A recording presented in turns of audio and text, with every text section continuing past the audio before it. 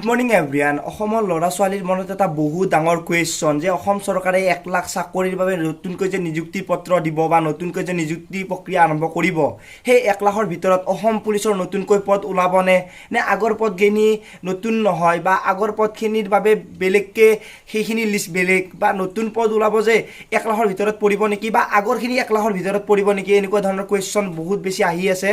এই ভিডিঅ'টোত মই আপোনালোকক গোটেইখিনি ডিটেইলছ সম্পূৰ্ণকৈ বুজাই দিম, লগতে আপোনালোকে ভালদৰে গম পাব যে নতুন পদ ওলাব নে নোলায় বা নতুন পদখিনি 1 লাখৰ ভিতৰত পৰিব নে পুৰণা পদখিনিও 1 লাখৰ ভিতৰত পৰিব, গোটেইখিনি ডিটেইলছ গম পাব।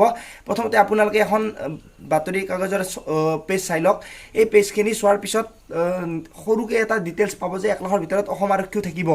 কিন্তু যি আগৰ এই পদকেইটা আছিলে ABUB, জেল ৱেৰ্ডাৰ, AP আৰু এক্সাইজ, এনেকুৱা ধৰণৰ বিভিন্ন ধৰণৰ পদ আছিলে।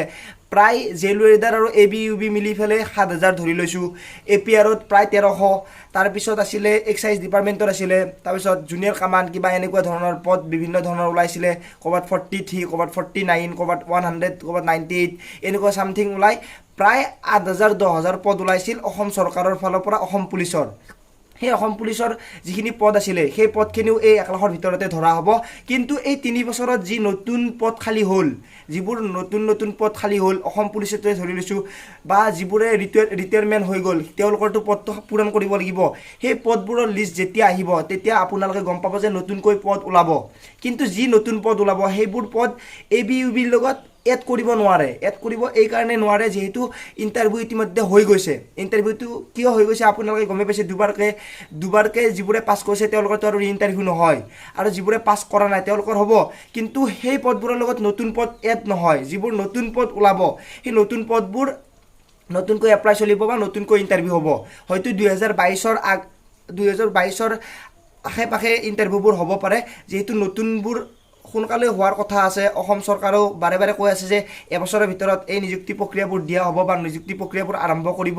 গতিকে সোনকালে নতুনকৈ এপ্লাই চলিব আৰু এপ্লাইবোৰৰ নতুন ইণ্টাৰভিউ হ'ব। এতিয়া মই আপোনালোকক কৈ দিওঁ, এই 1 লাখ যে পদ আছে, আগতে মানে 2020 বা 2021ৰ আগত যিবোৰে এপ্লাই কৰি থৈছিলে সেইবোৰো এড হ'ব। প্ৰায় 15,000 পৰা 20,000 মান পদত আগতে এপ্লাই হৈ গৈছে, আৰু সেইবোৰৰ নতুনকৈ নিযুক্তি প্ৰক্ৰিয়া এইটো বছৰতে হ'ব আৰু 1 লাখৰ ভিতৰতে হ'ব। আৰু বাকী যিবোৰ ৰৈ আছে সেইবোৰৰ ইণ্টাৰভিউ নতুনকৈ হ'ব বা নতুনকৈ এপ্লাই চলিব। কিন্তু চবচে বেছি এপ্লাই আৰম্ভ হোৱাৰ চান্স আছে 50,000ৰ পৰা 55,000লৈকে এডুকেশ্যন ডিপাৰ্টমেণ্টত, মানে শিক্ষা বিভাগত। সেই শিক্ষা বিভাগত যে পদবোৰ ওলাব সেই পদবোৰ বিভিন্ন ধৰণৰ হ'ব পাৰে, মেট্ৰিক পাছ, হাই ছেকেণ্ডেৰী পাছ, ডিগ্ৰী পাছ বা বিভিন্ন ধৰণৰ এডুকেশ্যন কোৱালিফিকেশ্যন থকা হ'ব পাৰে। যিহেতু শিক্ষা বিভাগ বুলি ক'লে কেৱল যে টিচাৰ্ছখিনি পঢ়িব তেনেকুৱা নহয়, তাতে চকীদাৰ, পিয়ন বা 4th গ্ৰেড 3rd গ্ৰেড যিকোনো ডিপাৰ্টমেণ্ট থাকিব।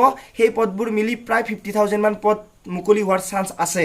তাৰে বাকী যিবোৰ পদ ওলাব সেইবোৰ বিভিন্ন ধৰণৰ থাকিব, যেনেকৈ হেল্থ ডিপাৰ্টমেণ্টত থাকিব বা আৰক্ষী বিভাগত থাকিব, শক্তি বিভাগত থাকিব, এনেকুৱা ধৰণৰ বিভিন্ন ডিপাৰ্টমেণ্টত বিভিন্ন ধৰণৰ পদ থাকিব। সেই বাকী গোটেইখিনি পদ মিলি 1 লাখ পদ যিহেতু ওলাব এই বছৰটোত দিয়াৰ চান্স আছে। কিন্তু মই চৰকাৰক এটা কুৱেশ্যন কৰিব বিচাৰোঁ যে এই 1 লাখ পদ যে ওলাব মাত্ৰ এই বছৰটোৰ বাবে নে 5 বছৰটোৰ বাবে? যিহেতু 5 বছৰ চৰকাৰখনে ৰাজত্ব কৰিব, এই 5 বছৰৰ কাৰণে 1 লাখ পদ নে এই 1 বছৰৰ কাৰণে 1 লাখ পদ? সেইটো এটা বহুত ডাঙৰ কুৱেশ্যন। কাৰণ কি, এই 5 বছৰত বহুত নিবনুৱা আহি যাব। এই 5 বছৰত বহুত বেছি নিবনুৱা আহি যাব। এই নিবনুৱাখিনিৰ বাবে আগৰখিনিয়ে সম্পূৰ্ণ হোৱা নাই। আগৰখিনিৰ বাবে যদি 1 লাখ নিযুক্তি হৈ যায় তেনেহ'লে বহুখিনি নিবনুৱা সমস্যা কমি যাব। কিন্তু আহি থকা 5 বছৰ, সেই 5 বছৰততো বহুত বেছি নিবনুৱা হ'ব। গতিকে 5 বছৰত 1 লাখ নে 1 বছৰত 1 লাখ, এইটো এটা বহুত বেছি ইম্পৰ্টেণ্ট কুৱেশ্যন। চ' ভিডিঅ'টো সকলোকে শ্বেয়াৰ কৰি দিব নাপাহৰিব। আপোনালোকে কি বুজি পাইছে কমেণ্টত জনাব। ভিডিঅ'টো সকলোৱে চাই থকাখিনি লাষ্টলৈ, তেওঁলোকক বহুত বহুত ধন্যবাদ। আজিলৈ মানে পুনৰ লগ পোৱাৰ আশাৰে মই জিতুমণি। জয় আই অসম।